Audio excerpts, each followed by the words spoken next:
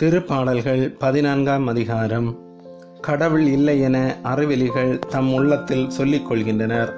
அவர்கள் சீர்கெட்டு அருவருப்பான செயல்களில் ஈடுபடுகின்றனர். நல்லது செய்வார் எவருமே இல்லை. ஆண்டவர் விண்ணகத்தினின்று மானிடரை உற்று நோக்குகின்றார். மதிநுட்பமுள்ளோர், கடவுளை நாடுவோர் எவராவது உண்டோ என பார்க்கின்றார். எல்லோரும் நெறி பிறந்தனர், ஒருமிக்க கெட்டு போயினர். நல்லது செய்வார் யாருமில்லை, ஒருவர் கூட இல்லை. தீங்கிழைக்கும் யாவரும் அறிவை இழந்துவிட்டார்களோ? உணவை விழுங்குவது போல் என் மக்களை விழுங்க பார்க்கிறார்களே. அவர்கள் ஆண்டவரை நோக்கி மன்றாடுவதும் இல்லை. அவர்கள் அஞ்சி நடுங்குவர், ஏனெனில் கடவுள் நேர்மையாளரின் வழிமரபோடு இருக்கின்றார். எளியோரின் திட்டத்தை அவர்கள் தோல்வியுற செய்கின்றார்கள். ஆனால் ஆண்டவர் எளியோர்க்கு அடைக்கலமாய் இருக்கின்றார்.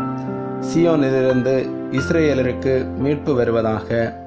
ஆண்டவர் தம் மக்களுக்கு மீண்டும் வளமான வாழ்வை அருளும்போது யாக்கோபின் இனத்தார் களி கூர்வாராக.